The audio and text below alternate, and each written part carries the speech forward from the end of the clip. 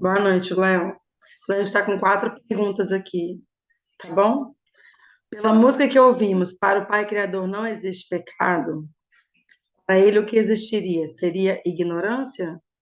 Olha só, é um bom termo, né? Porque quando a gente começa a estudar, a gente aprende, dentro da doutrina espírita, que o Pai nos fez simples e ignorantes, não é? Então, de uma certa forma, o nosso pecado, para o Pai que não existe pecado, porque o que acontece? Primeiro, nós somos partículas divinas, então nós descendemos dele. Se nós descendemos de algo que é perfeito, nós também o somos. E qualquer atributo negativo sobre isso, a gente está invalidando a nossa perfeição divina. O que nós temos, na verdade, em relação ao termo ignorância, eu posso dizer que não é o nosso saber consciente dessa perfeição. Então, nós estamos aprendendo, e aí, no conceito da ignorância e do pecado, é no sentido de que nós nascemos e estamos aprendendo a lidar com toda essa gama de potencialidades. Isso a gente só consegue trabalhar com isso nessa relação de erros e de acertos. Então, ao tempo todo, nós temos, desde a nossa criação, e aí o Pai vem como que eu poderia, nos protegendo, enviando pessoas que já têm um conhecimento maior para exatamente nos direcionar o que nós devemos e o que nós não devemos fazer em relação às leis divinas, ou até a própria, como nós não temos ainda, estamos no processo do saber, exatamente mostrar para a gente, como Jesus mostrou, quais são os reflexos das nossas escolhas, aquilo que pode acontecer. Mas como diz aquele ditado já muito batido no nosso meio, a gente aprende pela dor, aprende pelo amor. O amor a gente vai aprender pela observação. A dor a gente vai aprender alguém dizendo que não é para fazer e a gente quer fazer. Então, sim, para Deus não existe pecado, porque o que, que ele está vendo? Ele está vendo os seus filhos que estão aprendendo. Então, se eles estão aprendendo e ainda não têm conhecimento de tudo, o que, que seria, então, pecado? Então, o conceito daquele pecado, algo que seja sujo, que é a ideia quando você, pelo menos para mim, quando a gente lembra de pecado, é que eu fiz uma coisa que Deus teria vergonha de olhar, ou eu teria vergonha de me mostrar aquilo, é repugnante. O conceito não é esse. O conceito é eu fiz algo que transgride. A gente hoje já temos conhecimento suficiente, aí conhecimento suficiente que eu digo na humanidade, seja através de qualquer veio religioso, seja do islamismo, judaísmo, cristianismo, hinduísmo e todos os outros dentro da própria doutrina espírita, que tem lá as 10 leis morais, a gente já sabe o que é certo e o que é errado. Então, já temos capacidade de criar consciência e sabermos que o que deve e o que não é feito. Mas, como nós ainda estamos aprendendo, a gente vai continuar ainda errando. Mas de que jeito? De maneiras diferentes em cada área diferente da nossa vida. Então, o importante é que a gente tenha consciência de que todos os nossos atos, eles têm consequências. Então, as nossas consequências seriam aí os nossos pecados. Pode perguntar a próxima. Tem bastante pergunta, Léo. Vamos para a próxima. Você quer que eu faça um monte de vezes assim e você vai Não, não, não, respondendo? uma de Um monte de cada vez? uma, Tá não, uma de cada uma. bom. Podemos dizer que o pecado, entre aspas, foi uma criação do homem para obrigar os outros a se subjugarem às suas leis. Olha, existe dois aspectos aí. Poderia usar o aspecto, talvez, antropológico ou sociológico em relação a alguém subjugar o outro? Sim. De que jeito? Vamos imaginar o conceito religioso que a gente traz lá de trás. Alguém se diz que ele tem uma ligação direta com Deus, e eu estou dizendo não religioso, mas vamos botar aí que eu liderava ali um grupo de pessoas lá atrás na história, e não tinha nenhum cunho religioso aí. por trás, mas simplesmente porque eu gostaria de me destacar no meio dos outros, eu com eu mesmo. Então, eu começo a dizer de que eu tenho uma relação com o divino, e como que as pessoas não tinham conhecimento, eu poderia dizer que Deus criou uma quantidade de leis, e que se vocês não obedecessem, estariam todas infringindo essa lei, e colocaria aí, por força do medo, uma forma de controlar. Isso existe ou existiu? Sim, é fato.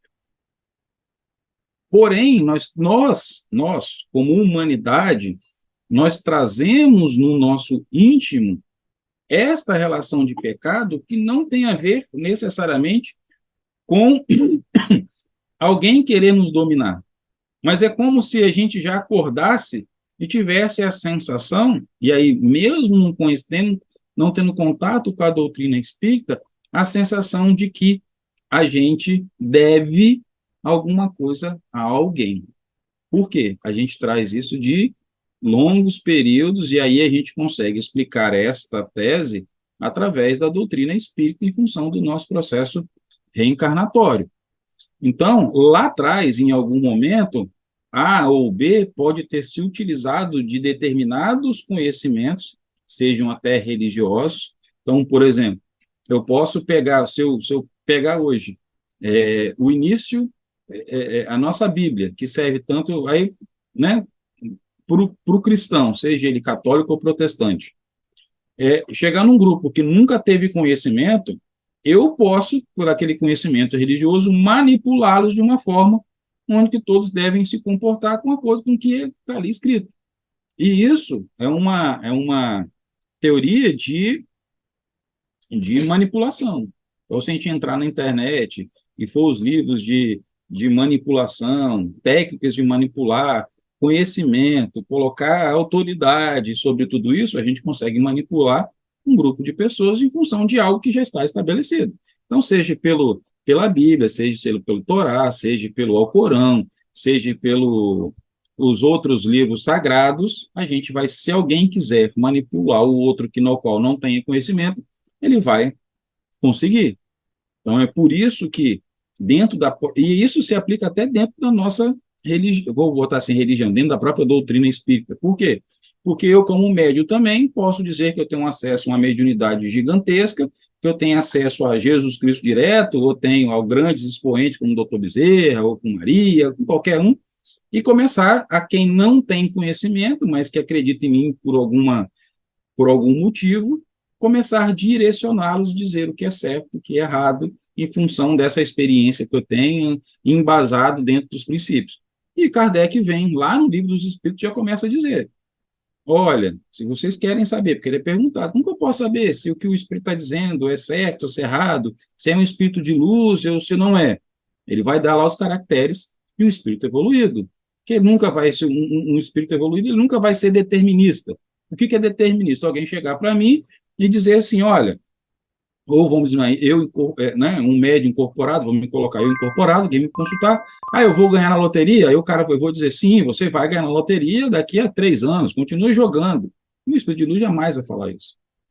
Jamais vai enaltecer o ego das pessoas. Então, sugiro que a gente volte lá à literatura kardeciana para que a gente consiga captar e entender e utilizar o que Kardec tanto chama de fé raciocinada, que é exatamente a gente começar a se instruir para verificar se aquelas mensagens elas têm cunho manipulativo ou não. Então, daí começa essa concepção de pecado. E aí, durante o nosso contexto histórico, a gente vai ter esta relação, não só desse desejo nosso de reparação, que a gente já traz no nosso íntimo, né, de como quem estivesse devendo sempre alguma coisa, misturada ali a vaidade, o desejo de poder de algumas pessoas que vão manipular as histórias e manipular esse conceito de pecado para que todo mundo dance conforme a sua música. Mais uma listinha de perguntas aqui. Vou fazer duas logo, que eu acho que as duas estão bem juntinhas. Quem instituiu o pecado na existência humana? A outra é, a quem interessa o pecado?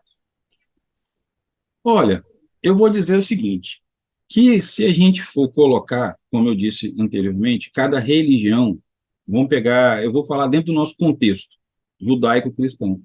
Quando Moisés saiu com todos nós lá do Egito, e que a gente veio andando, que ele recebeu, então vamos colocar aí, a ideia do pecado, ela surge aonde? Antes, um pouco antes disso, de quê?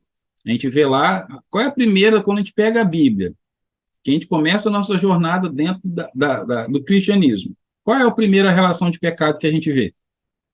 Pecado de Adão e Eva, não é isso? Lá na criação, está lá em Gênesis.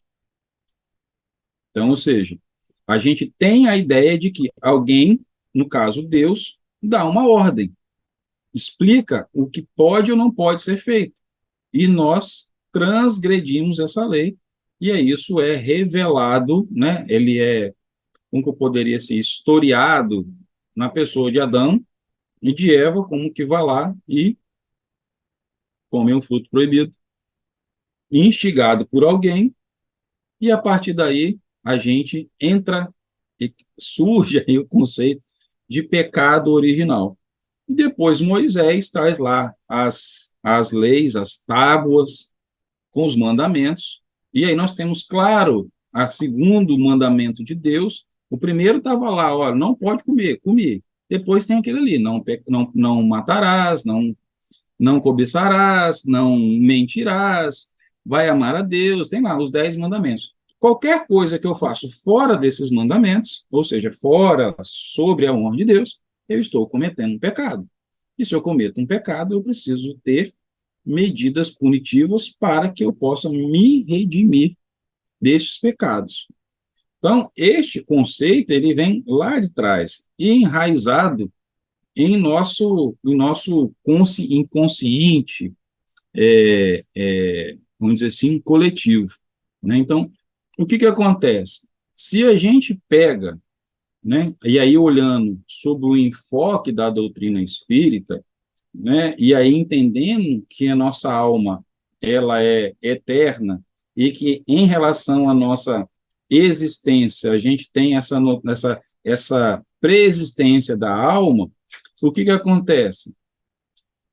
Nós já sabemos que nós não fomos criados perfeitos, estamos na jornada da perfeição.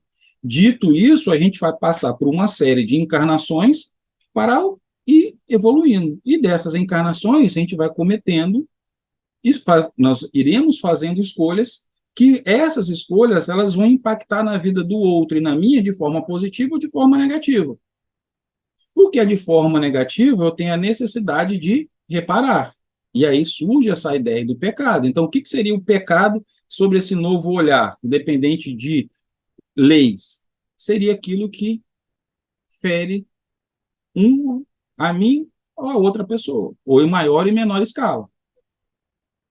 Então, vai fazer com que eu tenha necessidade de voltar e de reparar. Então, essa ideia, quando a gente fala lá da ideia desse pecado original, esse pecado original está onde? Está no nosso conceito de que todos nós somos o quê? Somos imperfeitos. Se nós somos imperfeitos, nós estamos nesse caminho de busca da perfeição, fazendo escolhas. E essas escolhas elas vão impactar a vida do outro, positivo ou negativamente. E aí, voltando a própria lei de causa e efeito, tudo que a gente vem estudando ao longo do tempo, ela vai nos oportunizar de reparar aquilo que a gente fez com o outro. Ou seja, este pecado ele vai ter a oportunidade de ser reparado. Então,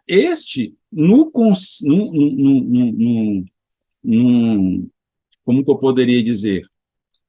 No conceito nosso da doutrina espírita. Então, nós temos a cada reencarnação o quê? A oportunidade da gente se redimir e da gente progredir. Então, essa seria a função. Nós demos esse nome de pecado, simplesmente essas escolhas, quando a gente faz, a gente leva a nossa escolha, ela produz uma consequência ruim contra o outro. Vou colocar, caracterizar dessa forma. Então, a gente vai ter sempre essa ideia, a gente traz essa ideia nesse conceito de que a gente tem que reparar alguma coisa. E se aí é uma livre, eu vou trazer de uma forma, como que eu poderia dizer, uma interpretação única e exclusivamente minha em relação a da onde veio essa ideia de pecado. Então, por exemplo, grande parte de nós espíritas já viu falar em algum momento né, de uma transmigração. Existe um livro chamado lá Os Exilados de Capela, que vai trazer esta, essa explicação. E aí eu só estou usando isso como um processo dessa ideia coletiva de pecado. Então, como nós temos uma ideia, já a ideia de que os mundos evoluem, então, seja, lá na doutrina espírita, nós temos, no livro dos espíritos, mundo de provas e expiações, que é a Terra hoje, nós temos mundo de regeneração, mundos felizes, e aí vai a progressão dos mundos, correto? No livro lá de Exilados de Capela, o que ele mostra? Que todos nós, estou botando nós no sentido, né, que estamos um pouco mais conscientes, nós já tínhamos evoluído intelectualmente em outros planetas que estavam num processo de transição como nós estamos hoje. E nós não estávamos preparados para seguir. Então, o que aconteceu? Houve um exílio desses espíritos e viemos todos parar aqui no planeta Terra. Então, se eu analisar a ideia de pecado, vou voltar, isso é uma análise minha, tá? Sobre essa ideia de pecado original. Então, o que acontece? Se todos nós já trazemos o nosso inconsciente, as nossas faltas e as nossas virtudes, quando a gente sai de um lugar que nós estávamos melhor e viemos para outro que vamos ajudar a construir, a gente vai trazer essa ideia de perdi alguma coisa. Então, eu poderia dizer sobre isso que a gente, coletivamente, a gente tem essa memória espiritual de que, olha, eu fiz um negócio errado e preciso consertar. Então, ou seja, é uma relação que eu poderia dar o nome de pecado também. Então, surge daí, coletivamente, possivelmente, aí eu vou voltar dentro dessa relação que eu estou fazendo entre a gente vir transmigrado e uma ideia de pecado. Eu posso ter um sentimento de culpa, até de nível coletivo. A gente, do ponto de vista psicológico, Jung fala do inconsciente coletivo. Então, por que não, coletivamente, todos nós temos essa ideia de que nós erramos e agora precisamos de reparar o nosso erro. E daí pode ter surgido, em algum momento, o quê? Essa ideia de pecado. Essa é só uma divagação que eu fiz em relação a essa relação toda de que todos nós somos ou carregamos esse sentimento de culpa e a partir daí surgiu essa ideia de pecado. Que eu poderia também facilmente fazer a mesma alusão a Adão e Eva. Então, ou seja, qual a explicação espírita para Adão e Eva? A mesma relação, né? O sentimento de culpa, saber de que algo não funcionou bem, de que nós tínhamos escolha para fazer e não fizemos as escolhas certas, e vamos seguir do mesmo jeito. Então, para mim, esta relação do pecado, ela tem esta origem. Origem onde? Na nossa alma. Nossa alma que já tem muitas e muitas experiências. E aí a gente vai ter essa percepção individualmente, como todos estamos em sociedade, a gente tem essa questão da soma das nossas egrégoras individuais, a gente também vai carregar coletivamente essa mesma ideia, que isso acaba sendo expressado de várias formas, e que Deus vai conduzindo para que cada um dos seus filhos possam captar essa relação e trabalhar internamente para que possa se corrigir. Qual é a próxima pergunta depois dessa? A quem interessa isso? Isso. Então, quando a gente olha pelo olhar material, e aí daquela relação de que um homem quer dominar o outro, ainda dessa fase nossa egóica, essa fase dominadora de lidar com os nossos instintos, a princípio, ao olhar simplesmente material, poderia ser aquele que quer exercer o domínio sobre o outro. Mas quando a gente olha do ponto de vista espiritual, a quem interessa a divagação do pecado? A nós mesmos. Porque somente através do nosso erro, do nosso sofrer, daquilo que a gente sofre, ou quando sofre alguém que a gente ama, a gente pode buscar uma nova perspectiva de vida, um novo olhar sobre a vida. É matemático? Não. Ele é individual, cada um vai fazer a sua interpretação sobre isso. Então, o pecado, de certa forma, interessa a quem? A compreensão do pecado, principalmente, no meu ponto de vista, ele vai interessar a mim, a compreender, a me conectar, a entender os processos que vão se passando, e aí vão fazer com que eu busque as coisas, que eu tenha uma visão maior sobre as coisas. Só que, historicamente, a gente tem essa relação do pecado com algo ruim. O próprio Jesus teve inúmeras passagens na Bíblia, nos evangelhos, aonde ele veio fazendo o quê? Ele veio ressignificando o papel do pecado.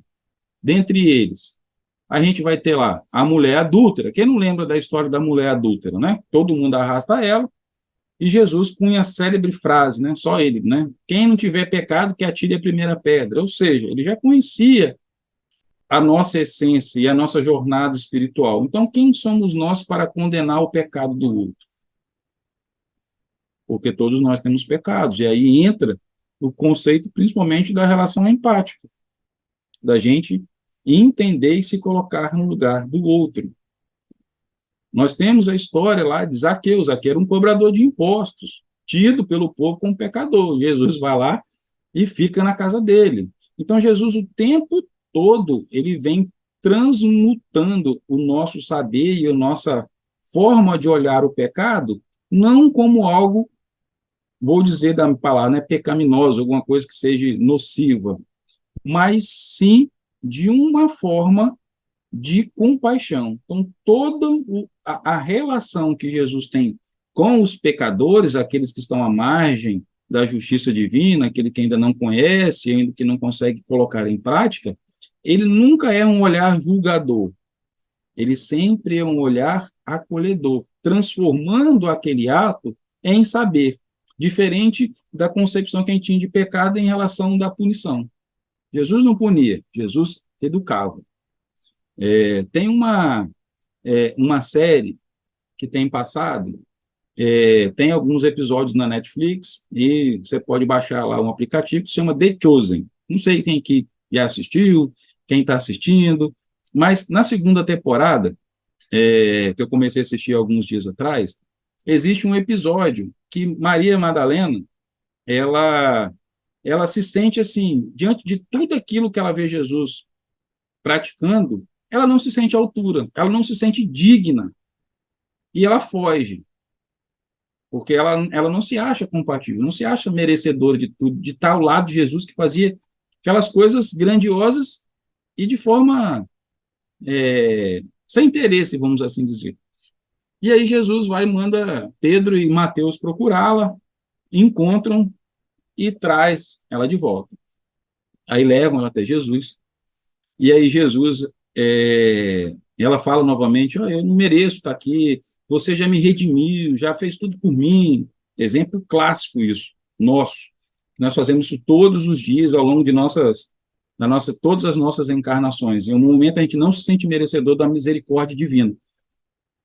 Jesus olha para ela, né, assim, de um olhar muito que só Jesus tem, e fala, eu sei que você ainda não é capaz. Mas o que Deus quer? Deus quer o seu coração, quer a sua determinação em melhorar. Isso aí eu estou mudando um pouco da fala dele, mas depois convido, vocês podem ir lá e ver a passagem completa. Mas eu achei o que marcou muito é quando ele fala, Deus quer, eu quero, e Deus quer o seu coração. Sabemos que agora não é hora, mas sua hora chegará. Então, ou seja, ele já dá o nosso indicativo de que qual é o nosso destino? É compreender e não pecar. O que é não pecar? É parar de fazer as coisas que lesam a gente ao outro para praticar o bem. Parar o julgamento, para todas as coisas que nós fazemos hoje, que nós dizemos que são pecados. Mas ele fala, um dia você conseguirá fazer, que já indicando a nossa potencialidade divina frente a essa relação do pecado. Então, o pecado, ele interessa hoje, neste momento, para que a gente possa compreender a dinâmica e as consequências para o nosso aprendizado. Próximo. Tem um montão de perguntas, tá? Um pecado prescreve? Aquele que comete o pecado será sempre um pecador? Boa pergunta. Já nesse estágio que nós estamos construindo, nós já entendemos que o pecado ele é o quê? Ele é fruto das nossas escolhas. Já entendemos também por Jesus, e aí traz a relação da educação e do crescimento em função das nossas faltas. Então, e aliado a isso, o conhecimento que a doutrina espírita nos traz, de que o pecado, ele é um ato, e como um ato que gera consequências, a partir do eu vou ter a obrigação de reparar aquilo que eu fiz contra outro. À medida do que eu reparei, aquilo está resolvido. Então, ou seja, não existe um perdão no sentido de que eu fiz, aquilo será esquecido e eu não tenho que reparar. Não. A vida é um equilíbrio. Uma metáfora boa é débito e crédito. Todo mundo vai entender. Então, se eu fiz algo ruim contra outro ou contra mim mesmo, isso vai entrar lá na coluna do negativo. E eu preciso de fazer uma ação, que aí está lá no céu e inferno, no Código Penal das... Depois eu posso procurar aqui o texto correto, da Justiça Divina, que a gente só repara o mal que a gente fez com o bem, com a prática do bem. Então, ou seja, eu vou fazer o bem. Se eu fiz contra mim, eu vou ter que fazer alguma coisa boa para mim. Então, sempre tá, a nossa evolução está no centro das ações, junto conectado com as ações de reparação com o outro. E o outro pode ser aquele que vai ser meu familiar, pode ser um grupo de pessoas, uma sociedade, cada um vai estar numa linha. Então, ou seja, nós hoje o pecado ele vai servir, ele é inerente ao processo de evolução do homem em relação às consequências de nossas faltas.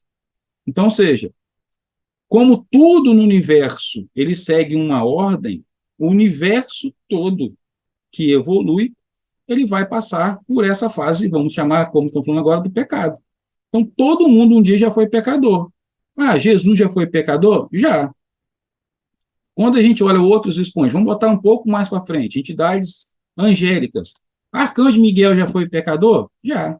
Arcanjo Rafael já foi pecador? Já. Então, todo ser angélico, arcanjo, seja ele qual nível já está, ele um dia foi pecador. Por quê? Porque todo mundo evolui da mesma forma. Deus é justo com todos os seus. Então, o processo, como, né, o processo de errar, que a gente está chamando de pecado, todo mundo já passou por ele. Então, todos nós, quando já tivermos passado essa fase, nós estamos agora no planeta Terra, saindo de provas e expiações para mundo regenerado, onde essa parcela já não é tão gritante em nossas almas, isso vai ser apenas uma lembrança de aprendizado, mas não como uma marca, vamos dizer assim, que possa nos excluir, nos diferenciar ou nos rebaixar, mas são marcas de evolução necessárias a cada um dos filhos de Deus. Próximo, né? Bom, ainda hoje precisamos da ação das leis mosaicas, da lei mosaicas? Ainda não fomos capazes de alcançar os ensinamentos do Cristo? Ainda precisamos de contenção? Muita dúvida, né? São ótimas perguntas. O que acontece? A evolução ela é individual, mas, ao mesmo tempo, ela acaba sendo coletiva. Por quê? À medida que um grupo de pessoas evolui mais do que outra, aquele comportamento ele passa a não ser mais tolerado. Aí vamos colocar hoje muito claro essa questão da relação da violência contra a mulher. Em algum tempo passado, poderia ser totalmente normal. Hoje, nós já evoluímos, onde um grupo de pessoas já não enxerga isso como normal. Então, portanto, começa a se criar as leis para a proteção desse grupo. No caso, a gente está falando das mulheres. E da mesma forma, isso opera em todos os níveis. Então, para alguns, ainda é necessária a execução da lei mosaica, de ser rígido, porque ele ainda não compreendeu ainda o dinamismo de Jesus, que veio trazer um conceito mais educativo. Por quê? Porque cada um ele está no seu momento de aprendizado. Tanto é que no momento de transição, aqueles que ainda não alcançaram esse nível de, não chegaram a esse nível de consciência, serão levados em grupos para outros lugares, aonde todos vão continuar nessa dinâmica de aprendizado, de forma talvez tão rígida como a lei mosaica. Então, a rigidez, ela vai estar no nosso nível de compreensão. À medida que eu compreendo, mais essas amarras vão sendo afrouxadas, eu consigo lidar melhor com a minha consciência. Então, esta relação está ao nível de consciência e de aprendizado moral que eu vou construindo. À medida que eu vou evoluindo, a gente vai saindo de leis rígidas, que vão operar sobre nós, para leis mais misericordiosas e de uma forma de compreender isso mais como aprendizado e não como punição. Então, uma pessoa que já está lá, ela não vai aceitar mais ser punida, porque ela compreende que o processo de punição não é educativo. Então, ela vai buscar compreender e aprender. Então, isso faz parte do nosso processo de evolução como espíritos ao longo da nossa jornada. Então, é só a medida de compreensão. Então, alguns precisam realmente ser contidos.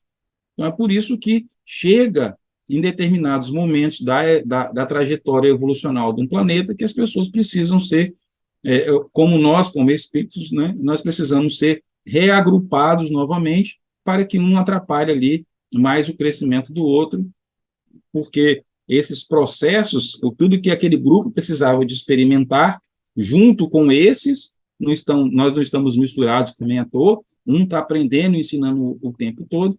Aqueles que mais se adiantaram, como diz Kardec, né, aqueles que mais escolheram bem sofrer, tiveram lá, encararam as suas mazelas ao longo da vida com compreensão, eles já se adiantam, então já passaram tudo aquilo que precisam passar, não tem mais necessidade de acompanhar e ter essas experiências. Então, isso acaba sendo separado. Isso é uma consequência natural da evolução espiritual dos planetas. Próximo. Qual a diferença de aprender no amor e na dor? Boa pergunta essa, né? Até mesmo para eu aprender. Mas como que eu enxergo isso? O que eu aprender na dor? Aprender na dor, vamos dizer hoje de uma forma muito simples. Além das leis morais, das leis espirituais, né, das leis naturais de Deus, nós sabemos, por exemplo, que matar traz consequências espirituais. Então, ou seja, estou tirando a vida de um outro irmão, estou imposto. Vamos olhar isso pelo aspecto espiritual na doutrina espírita. Quando eu tiro a vida de outro, eu estou tirando toda a oportunidade do planejamento que ele tinha de execução da sua evolução naquele momento. Então, eu vou ter que arcar com todo aquele ponto dali para frente. Isso só espiritualmente. Agora, materialmente, se eu tiro a vida de alguém, eu preciso de responder civilmente. Eu vou ser preso. E aí eu pergunto, para eu aprender que matar é errado, eu preciso tirar a vida de alguém e ser encarcerado? Atualmente, não. Então, aprender pela dor seria o quê? Eu ir lá, não, eu quero ver mesmo se eu vou ser preso. Eu vou lá tirar a vida de alguém, vou responder um processo, vou ser encarcerado, vou passar lá 10 anos da minha vida, sofrendo, sendo privado daquilo que eu deveria executar como espírito, ou seja, produzir alguma coisa útil para a sociedade, produzir o bem para reparar, todas aquelas consequências, tudo aquilo. Eu aprendi da pior jeito, pela dor. Aprender por amor. Eu poderia entender que eu não posso matar alguém e vou trabalhar para aqueles que erraram, cometeram esse erro. E com eles eu vou aprender coisas, pelo exemplo deles, que jamais eu poderia, talvez, aprender só pela minha observação. Então, aprender pelo amor, ele vai estar exatamente nesta prática do conceito que Jesus nos traz da misericórdia e da compaixão. E pela observação. Então, eu não preciso de cometer um erro para que eu possa aprender. Eu não preciso cometer um erro para que eu possa evoluir moralmente. Eu posso olhar para o outro e compreender que eu não preciso fazer aquilo. Eu estou falando de um exemplo mais radical, que é tirar a vida de alguém, mas eu posso ver nos tratos com as pessoas, no meu dia a dia, nos meus relacionamentos, eu posso observar quais são as melhores, vamos dizer assim, as melhores práticas, e aí, aonde eu vou buscar esse referencial? É só a gente olhar para os evangelhos, como Jesus tratava todos aqueles que passavam por ele, e como ele tinha compaixão com aqueles que ainda não sabiam. Então, nós vamos lá, dessa forma a gente aprende por amor. Aprender por amor é aprender com Jesus, é aprender da forma como ele sempre se relacionava com aqueles que muitas vezes nós colocamos no julgamento, na nossa via de julgar.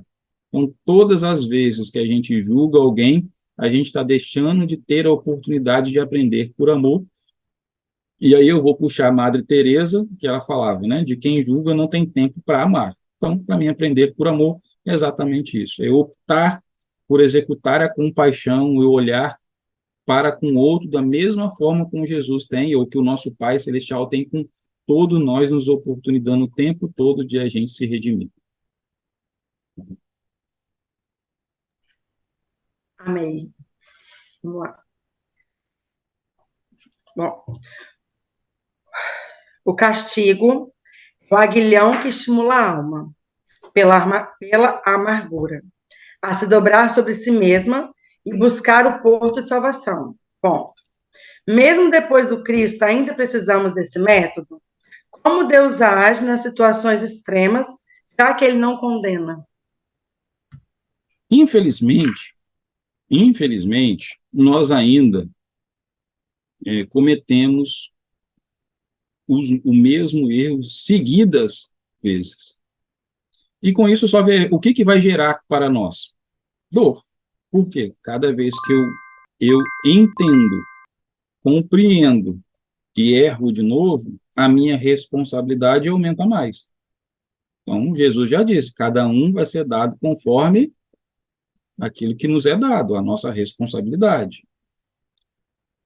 Então, nós ainda necessitamos, neste momento, do agulhão da dor, porque a gente ainda não compreendeu essa dinâmica do amor.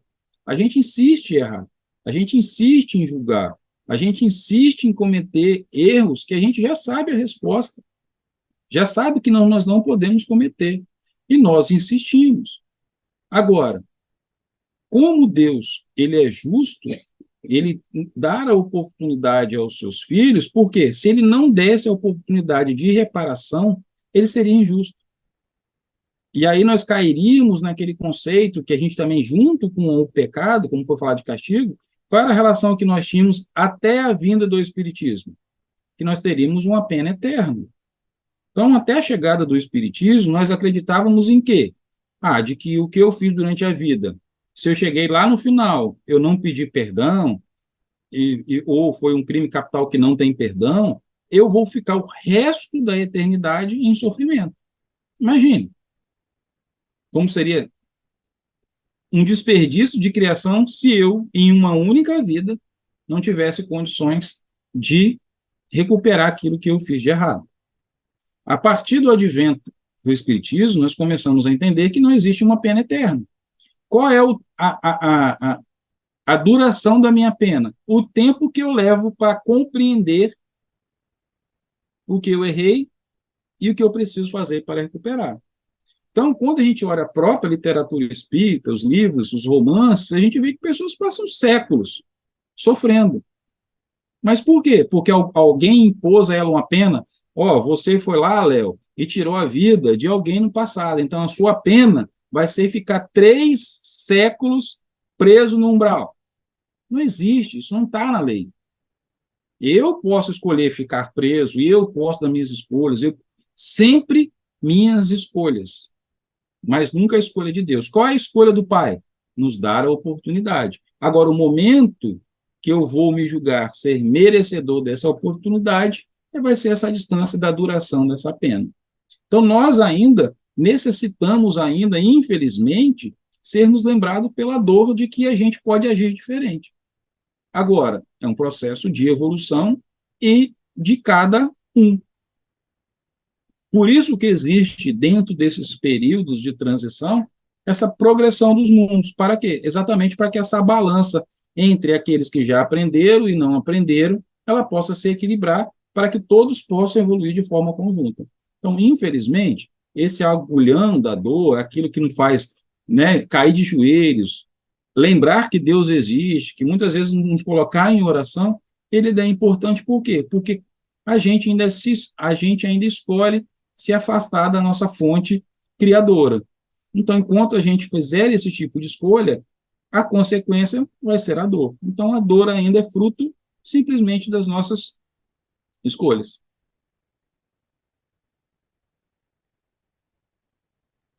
Agora acho que é a última.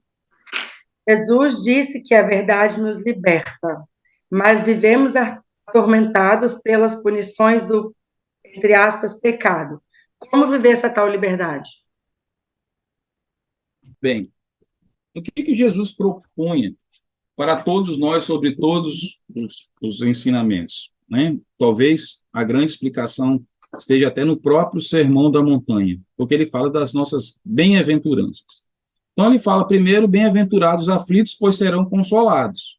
Então, ou seja, ele já sabe da característica básica da nossa aflição e nos dar a certeza o que seria o serão consolados. Ó, todas as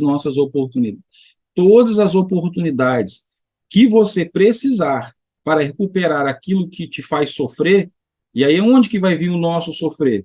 Quando eu erro, quando eu entendo que eu errei, que aí vai vir o sentimento de culpa, o remorso, depois vai me vir a necessidade, o desejo de reparar e finalmente a oportunidade de reparar. Então, entra nesta escala e aí eu começo a ter esta oportunidade de buscar isso. Então, a relação que nós temos desse castigo, dessa pena, do sofrer, é ainda porque a gente ainda não conseguiu alcançar realmente o verdadeiro sentido da palavra misericórdia. E muitas vezes por desconhecer até o próprio mecanismo de cura. E aí, qual o mecanismo de cura da nossa alma? É o processo de encarnação. Essa continuidade da vida. Então, quando eu não tenho este saber ou compreender a dinâmica da vida, de que a gente tem a oportunidade e a gente se fecha num lapso temporal desta vida, a gente sofre. Porque muitas vezes, imagino, eu cometi erros durante todo um processo. Aí, quando eu estou lá com 60, 70 anos, que eu começo a ter uma nova visão da vida, uma maturidade maior, eu vejo o quanto eu errei. E aí imagino o meu desespero de olhar para frente e dizer o seguinte: eu já não tenho tempo de me reconciliar com todo mundo que eu errei.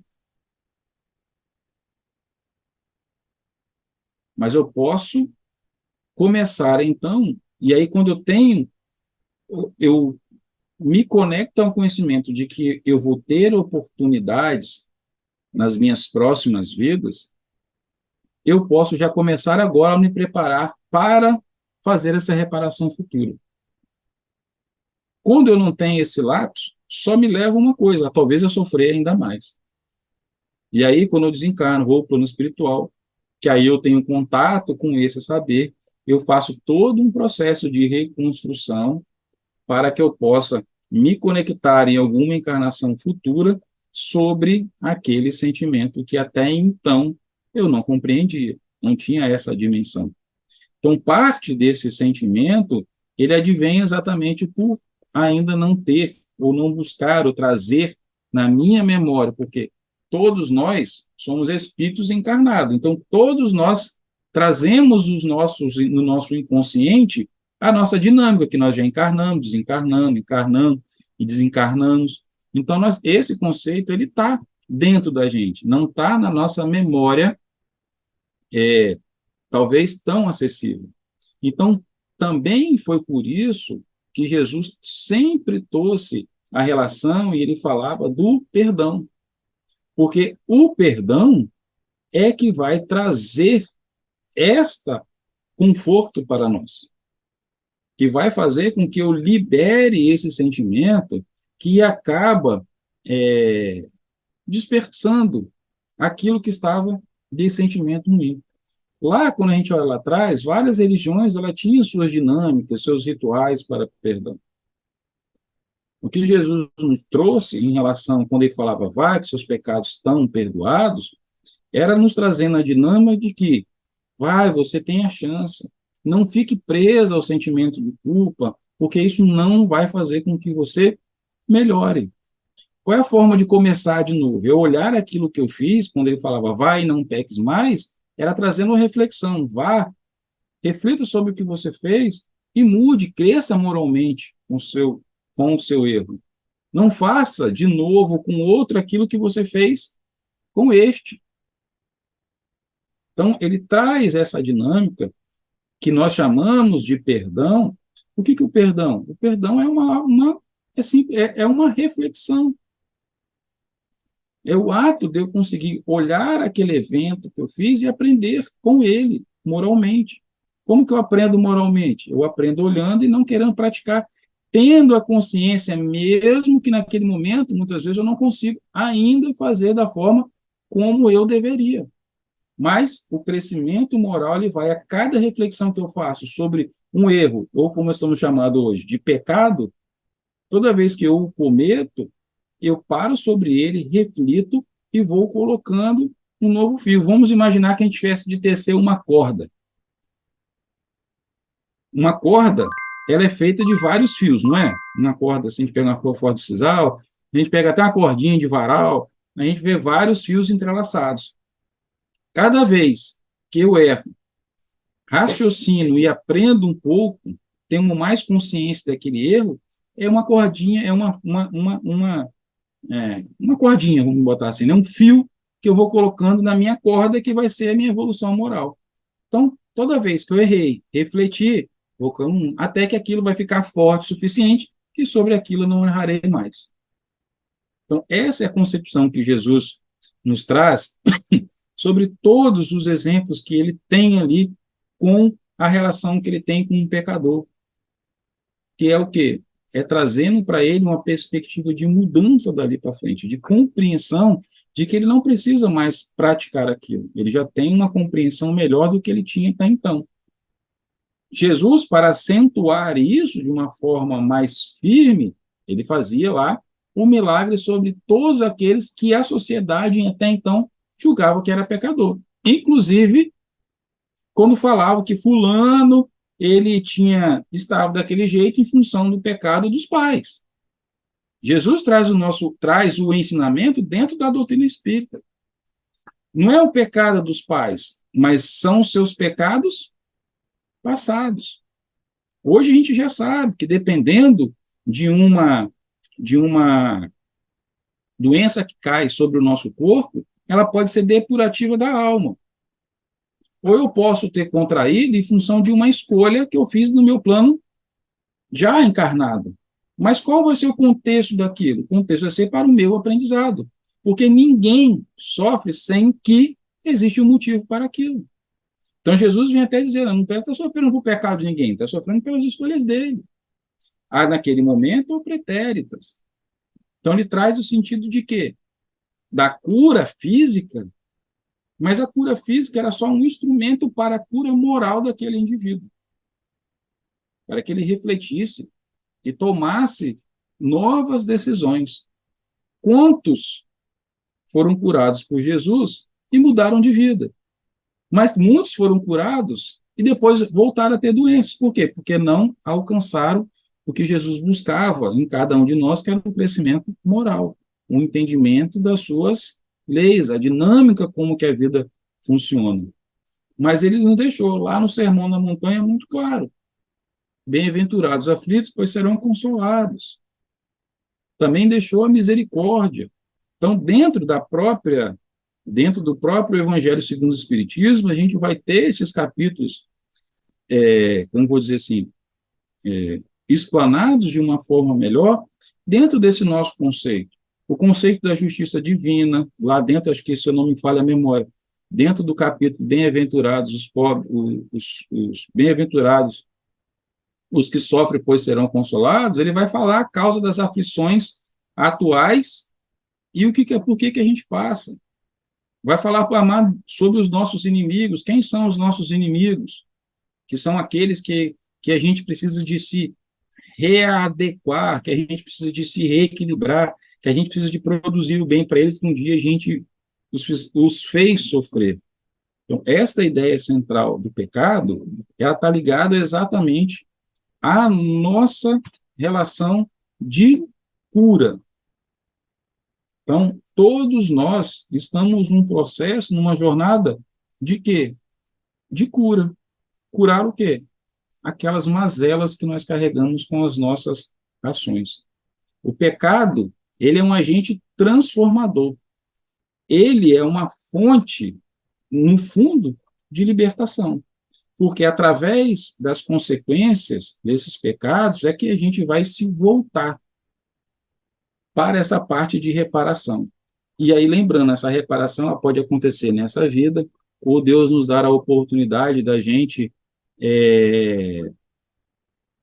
reparar em vidas futuras. E Deus também nos dá a oportunidade e o conhecimento, como está lá no céu e no inferno, no código, de que é a prática do bem que vai fazer com que a gente mude.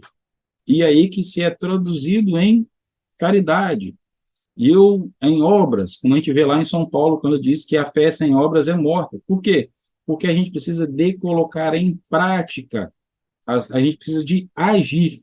Então, só existe um jeito de nos reconciliar com os nossos pecados, é através da ação. Não existe aquela relação de que aí eu cometi um erro, aí vamos colocar lá no conceito judaico, né? Eu vou fazer uma oferenda, né? Vou oferendar um carneiro, vou juntar um monte de coisa, levar o tempo que o sacerdote vai fazer alguma coisa e aquele pecado vai sumir da minha vida. Isso não existe. Hoje nós já sabemos que só existe uma forma desse pecado sumir. Qual é? Ação, trabalho, caridade, amor ao próximo. Não existe um outro caminho. Agora, tudo isso, Jesus já dizia.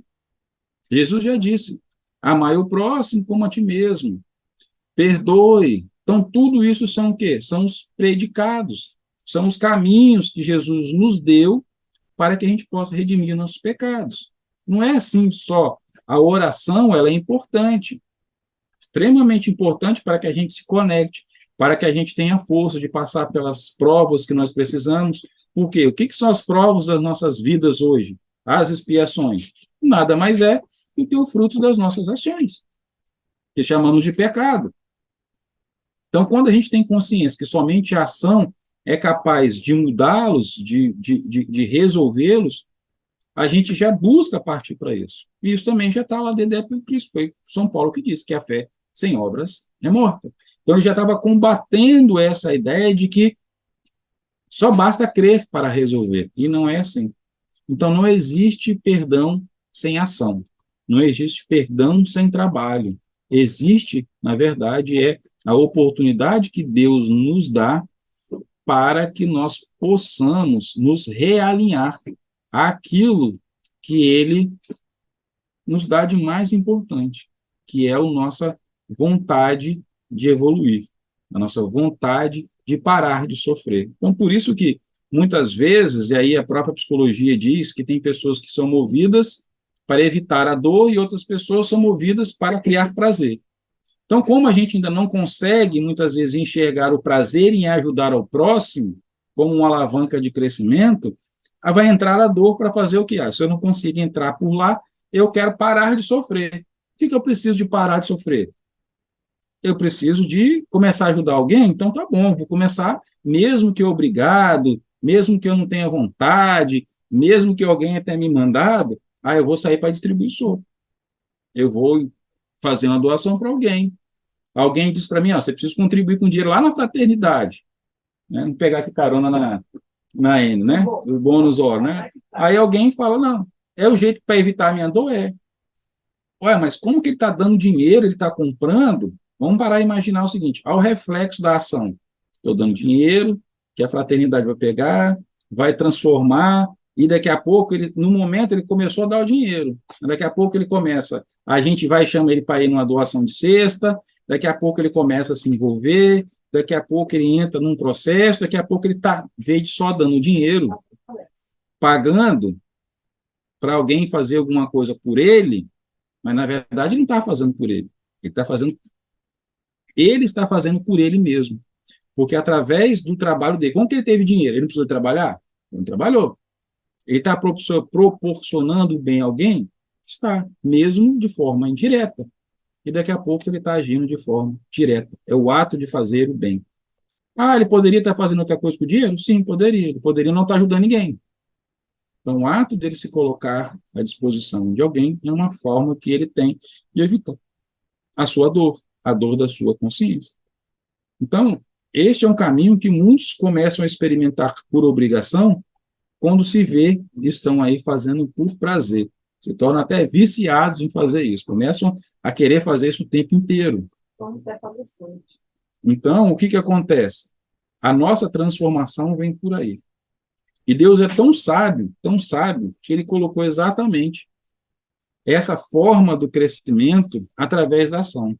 Porque senão nós iríamos ficar todo mundo encostado, pedindo para alguém fazer alguma coisa pela gente, e a gente lá sem fazer nada. Então, muitos ainda acreditam que simplesmente fazendo uma oração e pedindo perdão, e na hora de morrer, os seus pecados estarão perdoados e ele vai conseguir entrar zerado na outra vida.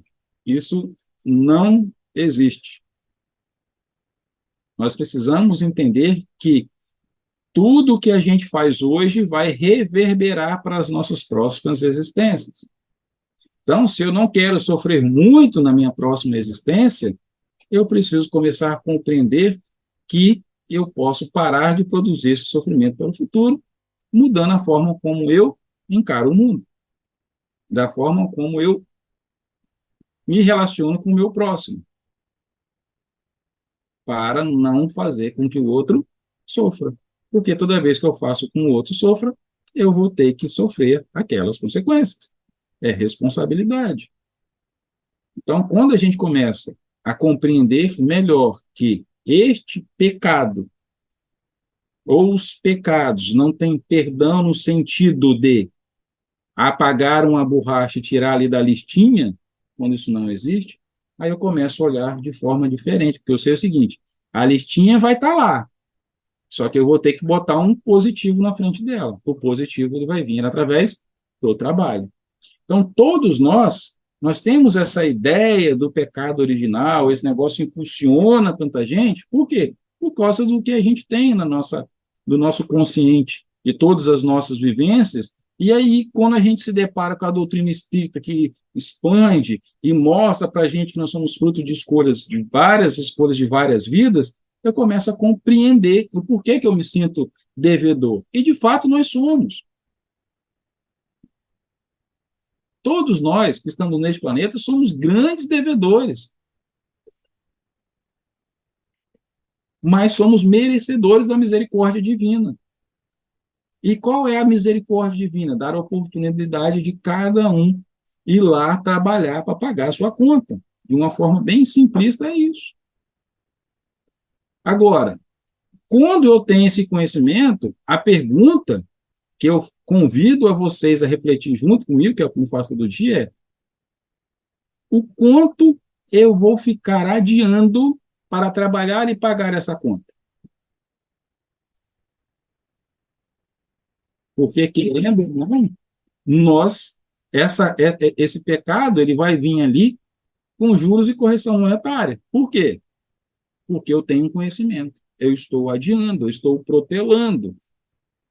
Então, a pergunta que eu sempre faço é: eu vou agir ou vou ficar quieto?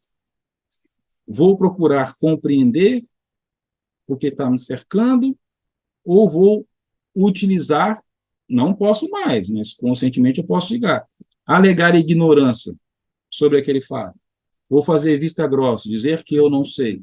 O tempo já é chegado, Jesus já disse lá que o tempo já era chegado.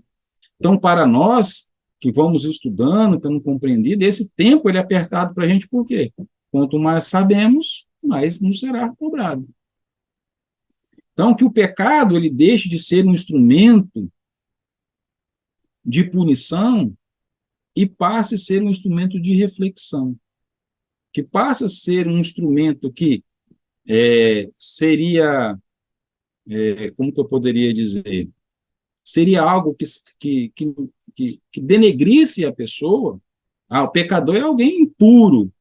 Eu sou puro, eu não sou pecador. Não tem essa relação?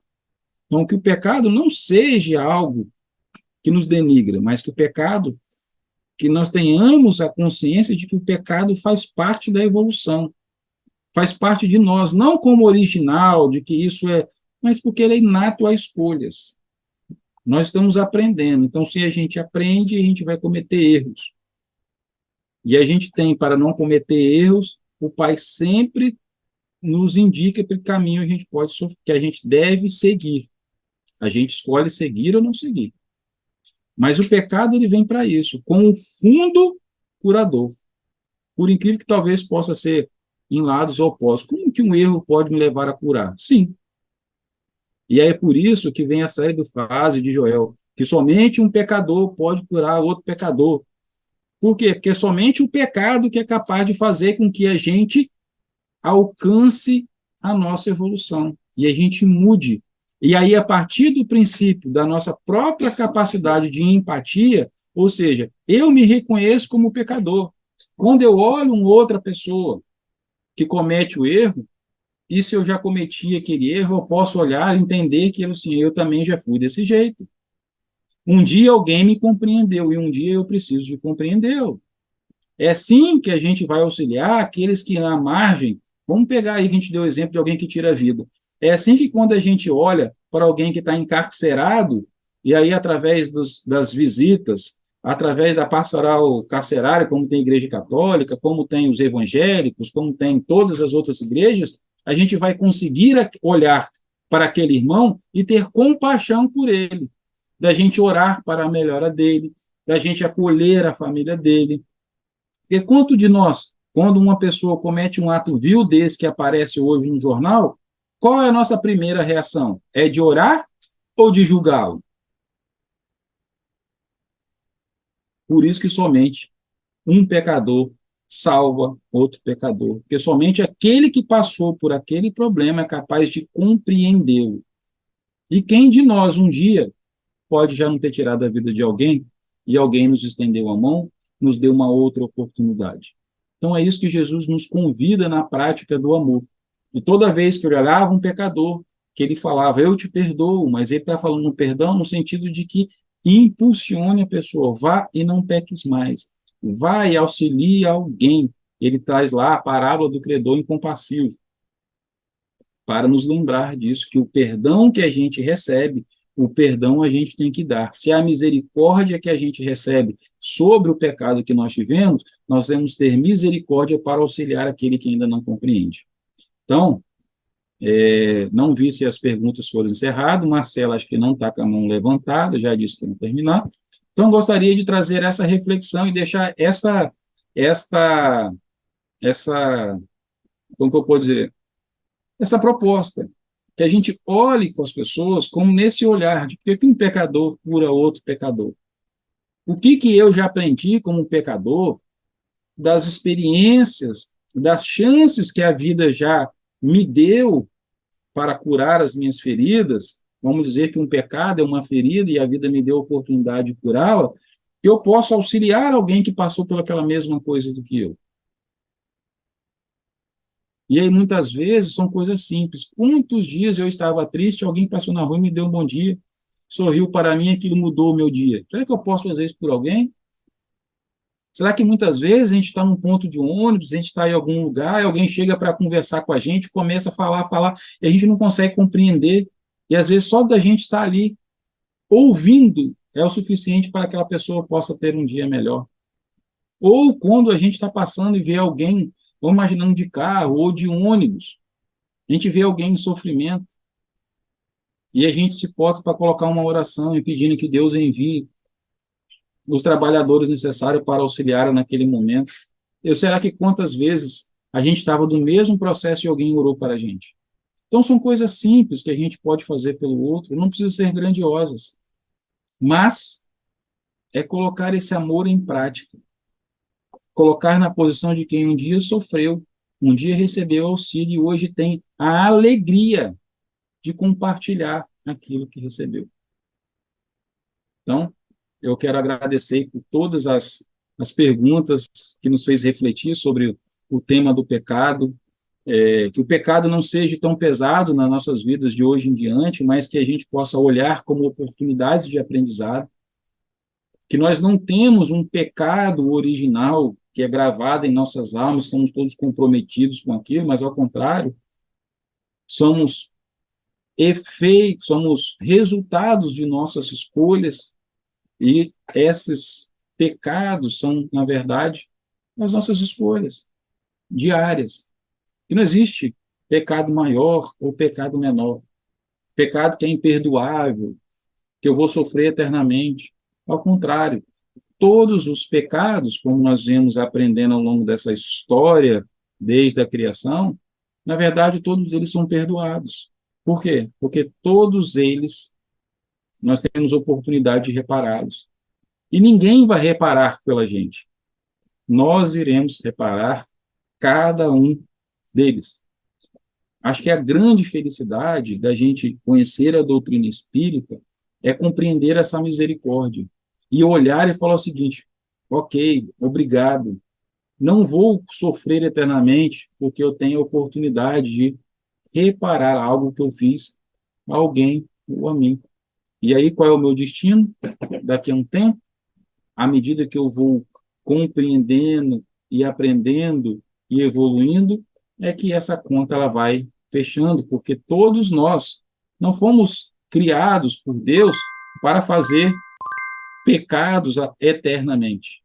Nós somos criados para ter virtudes eternas, como o próprio exemplo do nosso mestre Jesus, que quando veio só tinha virtudes para compartilhar. Então, que um dia sejamos como o mestre. Então, eu convido a todos, mais uma vez, que a gente possa, assim como eu estou, né, com o coração alegre por ter a oportunidade de viver, de poder compartilhar o que eu sei, o mínimo que eu sei, o mínimo que eu posso fazer pelo outro, como às vezes dar um bom dia, às vezes contar uma piada, né, mas que a gente possa, abastecidos pela luz do Mestre Jesus, pelo seu amor, e principalmente pelo amor incomensurável do nosso Pai, convidá-los para que juntos a gente possa lembrar daqueles que neste momento ainda não sabem rezar, daqueles que nesse momento sofrem por não compreender as dinâmicas da vida, que ainda não se aceitam como merecedores desse amor divino, por não se sentirem à altura do nosso Pai, que todos eles, nesse momento, possam se sentir acolhidos, que nosso Pai Celestial coloque ao lado de cada um desses irmãos, sejam que estejam encarnados, sejam dos que estejam encarnados, alguém para dar-lhe um abraço, para que possam se sentir acolhidos, que muitos, a partir desse momento, possam olhar uma nova oportunidade, ver uma luz no fim do túnel, que eles possam se abrir para esse amor que a todos resgata, que o Pai se alegra, como Jesus nos trouxe da parábola do filho pródigo, ao ver o seu filho que a casa retorna. Que todos nós, em algum momento, tenhamos a coragem do filho pródigo, de reconhecer os erros e voltar para a casa de nosso Pai. Peço também que o nosso Pai proteja e guarde cada uma das pessoas que estão assistindo neste momento, que o Senhor possa fazer a diferença na vida delas, possa ouvir os seus pedidos e dar a cada um aquilo que precisa, aliviando as suas dores, os seus sofrimentos e enchendo o coração delas de alegria e de esperança para um futuro e dias melhores. Fique conosco, Mestre, hoje e sempre, que assim seja.